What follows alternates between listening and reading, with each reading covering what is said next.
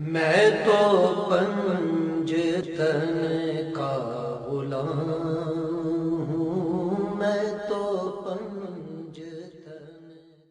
اعوذ باللہ من الشیطان الرجیم، بسم اللہ الرحمن الرحیم۔ ان اللہ و ملائکتہ یصلون علی النبی یا ایھا الذین آمنوا صلوا علیہ وسلموا تسلیما۔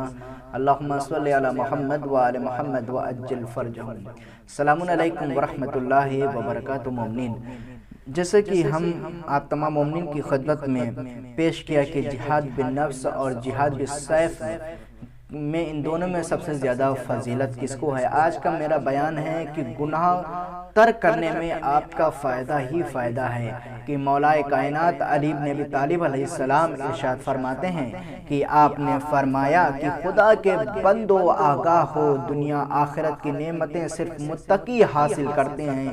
دنیا داروں کے ساتھ دنیا کی نعمتوں سے استفادہ کرنے میں شریک ہوتے ہیں، لیکن متقی ان نعمتوں سے کہ جن سے مالدار، سرکش و متکبر استفادہ کرتے ہیں وہ بھی استفادہ کرتے ہیں، جبکہ دنیا دار گناہ گار آخرت کی نعمتوں میں متقین کے ساتھ شریک نہیں ہے۔ مولا متقیان علی بن ابی طالب علیہ السلام فرماتے ہیں کہ اگر کوئی شخص گناہوں کو چھوڑ دیتا ہے یہاں اس دنیا میں تو وہ ان گناہ گاروں کے ساتھ ان تمام نعمتوں کا فائدہ اٹھا رہا ہے، لیکن مولا کائنات فرما رہے ہیں آخرت میں وہ تمہارے ساتھ شریک نہیں ہوں گے۔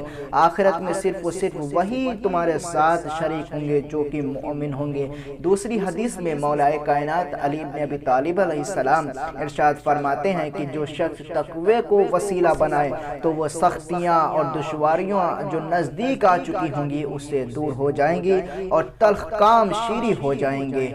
عزیزان محترم، انسان کے اوپر اگر دشواری آ جائے اور پریشانیاں ہوں اور اگر وہ نزدیک ہوں، مولا متقیان علی بن ابی طالب علیہ السلام فرماتے ہیں کہ تم گھبراؤ نہیں، تم پریشان نہ ہو، تم تقوی کو اختیار کر لو۔ یہ دشواریاں، یہ تلخیاں جو بھی ہیں، خداوند عالم جب تم تقوی اختیار کرو گے خداوند عالم اس سب کو تم سے دور کر دے گا۔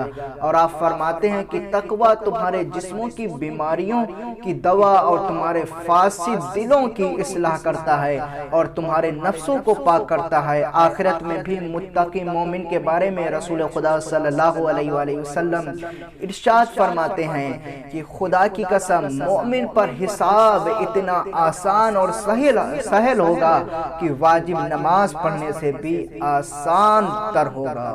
سبحان اللہ۔ یہ دیکھیے عزیزان محترم، اگر رسول خدا صلی اللہ علیہ وآلہ وسلم ارشاد فرما رہے ہیں کہ اگر کوئی شخص متقی بن جائے، پرہیزگاری اختیار کر لے تو روز محشر جو اس کا حساب و کتاب ہوگا عزیزان محترم وہ مومن کے لیے بہت ہی آسان ہوگا، دشوار نہیں ہوگا، اور اتنا آسان ہوگا کہ جتنی واجب نمازیں بھی آسان نہیں اس سے زیادہ یہ آسان ہو جائے گا۔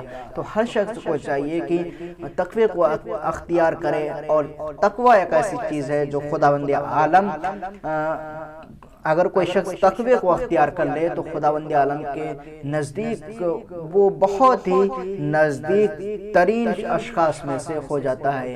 فقط والسلام ورحمۃ اللہ وبرکاتہ۔